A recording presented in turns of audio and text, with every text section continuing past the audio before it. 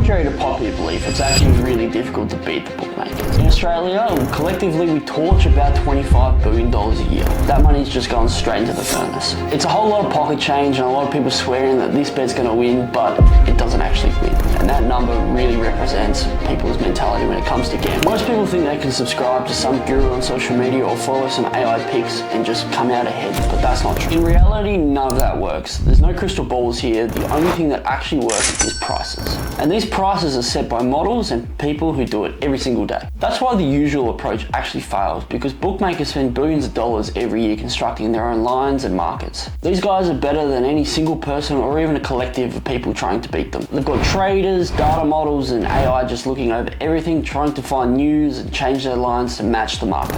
When they mess up, they lose money. So their objective is not to mess up for very long. So when a number is off, the book will sharpen it up to become in line with the market. So if your plan is to be smarter than the book, good luck to you, it probably won't work. In fact, it will not work. You might nail one or two here and there, get on a lucky streak, but eventually the VIG, it will have you. However, the good news is there's actually a few strategies that work that rely on mispricing. The whole game is price. It's just not about vibes or intuition. In theory, it's simple, but in practice, it's actually a lot harder than what it seems. It requires effort and discipline. You've got to have a stomach that weathers bad variance. Before we get into the actual strategies, there's a few key things that I want to talk about first. So some things I want to go through is what you should be betting. It should be tier 1 and tier 2 leagues. Anything other than that is just garbage. It will get your account restricted really fast and it's not worth it. And on tough days, don't chase. Just stick to the system. The system is built for you to win. Because truthfully, variance is going to slap you like a wet fish. It's not good, it can be hard, but you've got to stick to the system. Strategy 1. We're going to talk about arbitrage here. Now, a lot of you might know what arbitrage is, so I'm just going to go very quickly over the definition. In all honesty, it's quite easy to understand.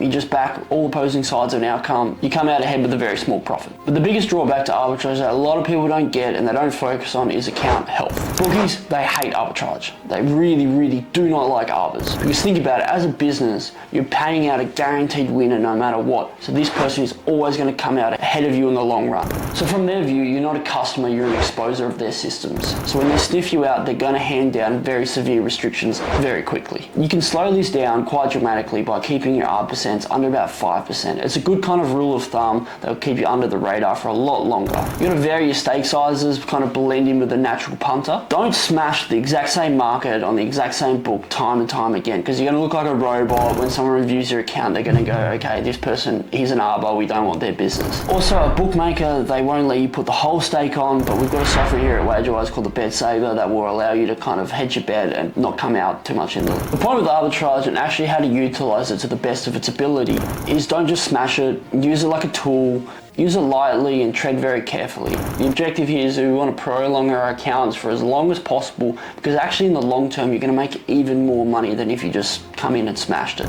So strategy number 2, this is my personal favorite. This is called positive expected value. It's very flexible and it's exceptionally scalable. What positive expected value is it's just getting better prices than what the event's actually worth. If the market consensus says an event is worth $2, but a bookmaker's giving you $2.10, that's a 5% edge that you have over that sports book. Now the problem is in some weeks you're going to get hit with really bad variance. No one can pick winners, right? And it's the same with positive expected value. We're not hoping for winners, we're just hoping to get better prices than what it's worth. Because over the long term, that's what really counts, because you're going to get winners and you're going to get losers, but we just want to get better prices. Positive expected value, it's a long-term game. We're going to be talking sample size of 1,000, 5,000, because that's when we really draw conclusions on the betting patterns. Downswings are completely normal. I myself have experienced very, very severe downswings of negative $5,000 in a day. It happens, it's not good. Some people might be able to stomach the downswings. Honestly, losing 40% of your bankroll over a couple of weeks can be terrible. But the key is not to panic, adapt your betting style. You can even lower stakes to make the variance not as bad. But the key is just to keep going and keep being smart and keep placing positive expected value bets. The upside is strong, right? You have bigger profit margins generally than arbitrage, which are a lot safer to take. You don't need as big of a bankroll, so you're able to do it easily as a beginner when it comes to this. But the best thing of all is it's actually a lot harder for the books to identify you as a positive expected value better. A lot of the time they'll check something called a closing line value, right? And what that is your price better than the start price that the book is offering? If it is, then you've got a better CLV. But it's actually quite common for recreational bettors to in fact beat CLV. So it's not actually in the book's best interest to hand down mistake restrictions really soon because recreational bettors also do get greater CLV. What this does is it actually buys us time and allows us to do it for a lot longer than arbitrage. As I previously said, if you hammer obscure leagues, that will lead to account restrictions very quickly because recreational punters don't bet on those things. So if you're getting better CLV on the obscure markets where the books aren't as sharp, they're going to know something's up. But at WagerWise, we only have tier 1 and 2 leagues displayed on our software for this exact reason. We do this to help you camouflage, and they're just higher quality bets all round. Another really important thing is don't chase the ridiculously high EV. I know it looks tantalizing and it looks good, but this is the stuff that damages your account and leads to low long-term profits. Because sometimes the books don't even know they've messed up their lines. If you're taking 2, 3, 4% EV, a lot of the time they mightn't even realize that there's positive expected value. But if you're smashing 30 and 40% EVs, they're going to know real soon because they realize that that line is messed up. And when that line's messed up, they're going to come back and they're going to look at that and go, right, all these bettors here, they're sharp punters, and we kind of want to avoid that to increase long-term account health. Huge misconception that a lot of people get is they use unit size. Now, unit size is silly, right? We want to use Kelly's criterion because that takes into account the EV and the probability of an event actually occurring, and it gives us a really good stake size. As a beginner, you should go for a Kelly of about 0.5. Maybe if you want to be a bit more aggressive, you could bump that up to 0.75. So why do these even exist, right? Because they do mess up. Bookmakers mess up a lot of the time, and we can exploit those mistakes because they're not perfect. For example, a bookmaker might be delayed on some news coming in, and therefore their lines haven't adjusted yet. Sometimes their models and their traders just simply have different opinions to each other. It's advantageous for a bookmaker to offer different lines to a competitor because it gives them a competitive advantage. A lot of the time they'll just mess up a whole category like totals and handicaps, and you'll see that there will just be a mountain of positive expected value bets coming from that.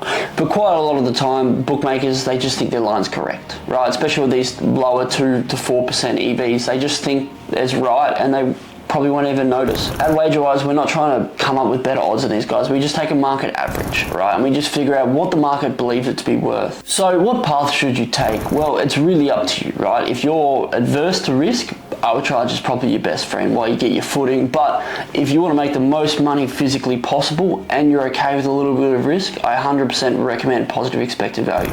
It is the best strategy by far in the profitable betting space. Purely because you don't need as much, you get higher profit margins, and the profits are much bigger in the long term than any other strategy. At WagerWise, there's a bunch of different other strategies that we offer. We have match betting, which we call the bonus conversion bot, which is the backbone of match betting. There's also middles, but I'll go through those in a different video for you. Honestly, each of those deserves their own video, so that's why I'm going to do it. So at the end of the day, we don't need to outsmart these bookmakers. We just need to exploit their mistakes, right? And they do make a mistake. We get about 1,000 to 2,000 of these bets a day, so they make mistakes, and we just have to be there when they make these mistakes to exploit them and in turn make you profitable. If you find yourself placing these silly degenerate bets, it's probably time to go take a walk and come back, and when you've got the right headspace, continue with your advantage betting like plus EV or arbitrage.